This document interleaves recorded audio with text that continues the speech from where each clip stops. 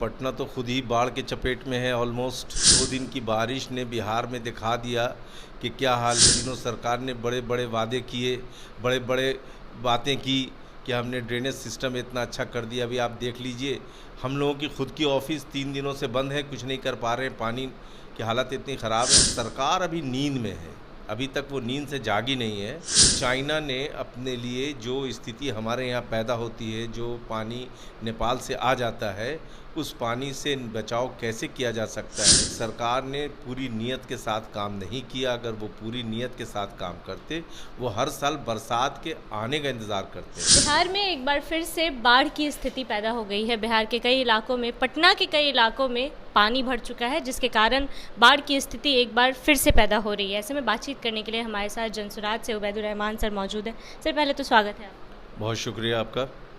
बिहार में बाढ़ की स्थिति एक बार फिर से आ रही है। लगातार कई सालों से जब भी बारिश होती है, नहीं भी होती है, तब भी बाढ़ की स्थिति हो जाती है। क्या कहेंगे? बाढ़ की स्थिति आ रही है। अभी पटना तो खुद ही बाढ़ के चपेट में है। ऑलमोस्ट 2 दिन की बारिश ने बिहार में दिखा दिया कि क्या हाल है। पिछले दिनों सरकार ने बड़े बड़े वादे किए, बड़े बड़े बातें की कि हमने ड्रेनेज सिस्टम इतना अच्छा कर दिया। अभी आप देख लीजिए, हम लोगों की खुद की ऑफिस 3 दिनों से बंद है, कुछ नहीं कर पा रहे हैं। पानी की हालत इतनी ख़राब है और सरकार अभी नींद में है, अभी तक वो नींद से जागी नहीं है। वो इंतज़ार करती है कि कुछ लोग गांव बर्बाद हो, फिर उसके बाद वो उस पर कुछ कार्रवाई, कुछ काम कर सके। तो ऐसे हालत में सरकार को पहले तो नींद से जागना पड़ेगा। सर के जो भी सरकार के विकास का जो भी डेटा है, उसमें बाढ़ कहीं भी नज़र नहीं आता है, क्योंकि बाढ़ की स्थिति तो हर बार पैदा होती है, लेकिन कभी भी सरकार इसको रोकने की कोई कोशिश क्यों नहीं करती? सरकार की प्रायोरिटी भी नहीं है। पिछले दिनों एक निजी इंटरव्यू में प्रशांत किशोर जी ने बताया कि 300 साल पहले चाइना ने अपने लिए जो स्थिति हमारे यहाँ पैदा होती है, जो पानी नेपाल से आ जाता है, उस पानी से बचाव कैसे किया जा सकता है, इस पे सरकार ने पूरी नीयत के साथ काम नहीं किया। अगर वो पूरी नीयत के साथ काम करते, वो हर साल बरसात के आने का इंतज़ार करते हैं, जबकि ये काम पहले से करना चाहिए था, जो सरकार नहीं करती।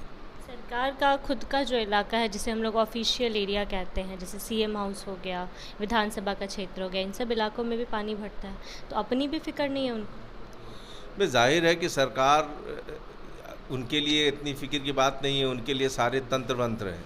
वो कुछ होगा तो वो खुद अपने रेस्क्यू करा लेंगे। आम जनता के बारे में उनको कोई फिक्र नहीं। आपको याद होगा पिछले दिनों, अब तो वो रहे नहीं, लेकिन हमारे एक डिप्टी सीएम, उनका घर डूब गया था।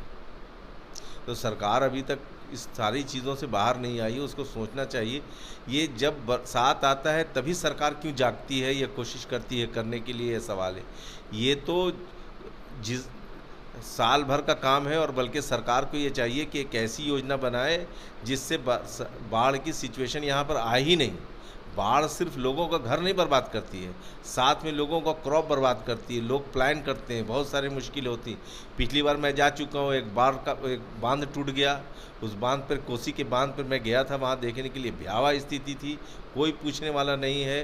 खाना पूरी हो रहा है, लोग अपना घर गंवा चुके हैं, घर के साथ सारी चीज़ें गंवा दी, यहाँ तक कि पेपर गंवा दी। और आज के डेट में वही पेपर उनसे पूछा जाएगा कि लाओ कागज़ दिखाओ, तो जिसका घर डूब गया वो कागज़ कहाँ से दिखाएगा? आखिरी सवाल रहेगा, इस साल चुनाव भी है, ऐसे में जनसुराज भी चुनाव लड़ने जा रही है, तो क्या बाढ़ की समस्या पे भी जनसुराज ध्यान देगा? शिक्षा, पलायन की बातों पे तो आप लोग ध्यान दे रहे हैं।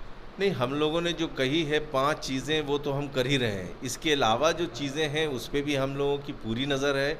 और आपको मैं बता दूं कि अगर हमारी सरकार आई तो ये जो बाढ़ की जो स्थिति है, उस पर हम लोग के पास उसका ब्लूप्रिंट रेडी है, और उस पर हम लोग बहुत अच्छे तरीके से काम करेंगे।